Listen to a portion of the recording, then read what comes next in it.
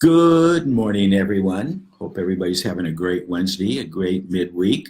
We have a couple of things I want to cover today that I think are important for all of us, and I'm starting to see what I'm talking about today come up more and more. So I just wanted to make sure we're all clarified and understand what these two next topics are about. The first topic I'm going to talk about is the exempt seller's disclosure. There seems to be question marks regarding who is qualified to claim exempt status versus those who are not qualified. And it's the document itself is I think somewhat self-explanatory, but just to kind of knock it down and do a bullet point type understanding of it.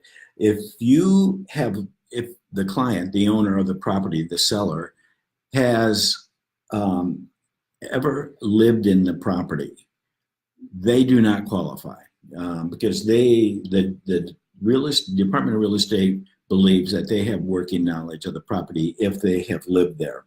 If they've leased the property, same thing. Even though the owner may not have lived in the property, by virtue of the fact that they leased the property and somebody lived there renting from them, it's the understanding that the owner still had working knowledge of the property. As the tenant would have an issue or a problem or a reoccurring problem, the belief is that tenant would have made a complaint or at least a notification to the seller about what was going on. So therefore, a seller who has never lived in a property but has leased the property is not a qualified person in selling to be claiming exempt status.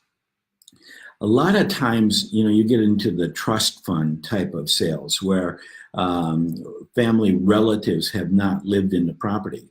Their parents did, a family member did, and they're the trustor, or trustee, I should say, of the trust, and they're claiming exempt status because they've never lived in the property, and that's a proper claim for the exempt status. However, what I do see often is that a family member, whether it's a son, a daughter, a cousin, a friend, it doesn't matter who, moves in on a temporary basis during the time the property becomes a trust property and the time the listing takes place and the time the sale takes place. If anybody lives in that property for even the shortest amount of time, that seller cannot claim exempt status. So, and again, the philosophy on that with the DRE is that they believe that if anybody lives there and if there are issues with that home, that person living there communicated those problems, those issues to the owner, and that way the owner had working knowledge of material facts regarding the property. So again, even if it's just a temporary basis, a week, a 2 week, a month, until the home gets sold, once somebody moves into that house, that exempt status for the seller goes away. So it's real simple when you're explaining that to the exempt status. If nobody's lived there, the party who owns the home on title has passed away and therefore the title has gone over to the trust, then it's the property is exempt, except under the conditions I already stated. The other thing I want to talk about today is, let me back up one more time. Remodeling. If a person or a flipper buys a property and remodels the property, they lose exempt status. And a lot of them will say, well, we've never lived in a property, therefore we do not know what's going on with the property. By virtue of the fact that they remodeled the property, I don't care how extensive or lack of detail, if they went in and just painted the house, that does not, they lose their exempt status. So if anybody remodels the home, paint, an extensive remodel, they are obligated to disclose all they know, which everybody is obligated to do that. But make sure that they understand that they have lost their exempt status once they remodel a property. So that is an important fact regarding exempt status. HOA docs. HOA docs are very important to the transaction, obviously. But what's equally as important is getting them ordered on time, because this buyer has 5 days to review those documents, the CC&Rs, the Articles of Incorporation, the budget, and the bylaws, and to make sure that they are within, that they'll give their approval for moving into that property under those conditions and guidelines, which are a part of the property. I would order those, or make sure escrow orders those early on. The reason is you don't want delays. You don't want them ordered towards the end or the middle of the process of the escrow, because there could be problems. I've seen problems, where pets are concerned. The owner, the buyer comes in and says, I have a 40-pound dog or a 50-pound dog. And the owner says, oh, that's fine. People around here all have 50-pound dogs. No issue at all. And everybody says, great, I'll buy the house, and they negotiate and they get the deal in. CC&Rs finally come along and they find out there's a weight limit on dogs of 25 pounds.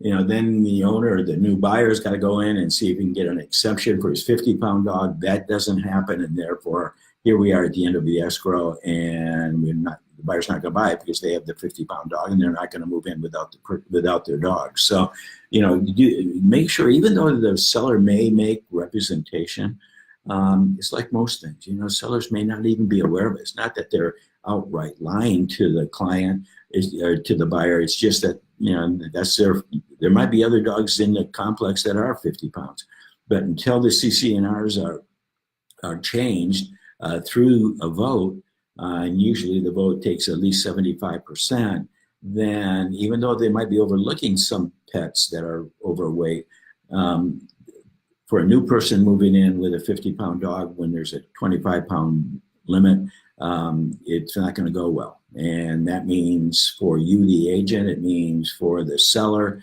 it's not going to be good. But, again, when those homeowners association documents get presented to the buyer, make sure you emphasize to that buyer, you have to read these. You have to be able to understand exactly what the CC&R state, what the rules are, what the guidelines are. And if you have any questions, let's talk about it now, because once it closes, first of all, you're going to sign off that you've read them, you had an opportunity to review them, you accept them as they're written, and there's really no recourse.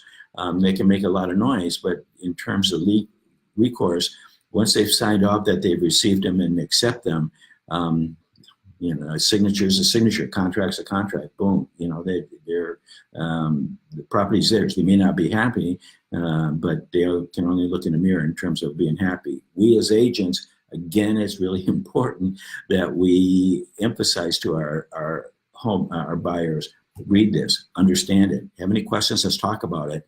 Let's talk about it with the seller. Let's talk about it with the seller's agent. If there's an issue there that's kind of in the gray area, let's contact the management company for the HOA so we can get this clarified and completely understood between all parties, so that when the escrow does close and the buyer moves in, there's not going to be a hiccup later, which I've seen time and time again, unfortunately. Again, order them early so they get received. HOAs are historic for their delays and slow in getting the documents to you through escrow. There's typically a charge on that, but if the seller provides the documents, that's great, but make sure they're up to date, because a lot of times, budgets won't be up to date. A lot of times, maybe there's been some amendments to the CC&Rs or the bylaws. You just want to make sure whatever documentation buyer receives are up to date, so there are not any issues later. That's what I have for today. I hope everybody's having a great summer. We have a lot going on right now. I'm starting to see some things going on that are a little bit of I'm going to say a curveball when it comes to real estate transaction. So make sure you follow what your normal process is. When you get an offer in, make sure you get that pre-qualification letter, or if there's going to be a cash sale, make sure you get a proof of funds, so that when you present that offer to this seller, you're going to have the complete story. nothing more embarrassing than going to a seller and presenting an offer, and the seller says, "Does this guy qualify, or do they have the funds to be able to pay cash?" And you don't have an answer to that. So again, just make sure you do your homework, you stick to the basics, and that way it goes a long way in adding to your credibility with that seller as well. I want to thank you all for listening today. If you have any questions, feel free to reach out to me. I'm available. My number is 619-246-8050. My email address is sandiegobroker@ajicorporate.com. If you're up in Temecula, Marietta, please contact Mary Jane Morris. Omar Hellman in the LA Orange County market. We have new Steve Rowe in Northern California, and of course, Jeff Green in Central California. Hope you're all having a great week, a great summer, and goodbye for now.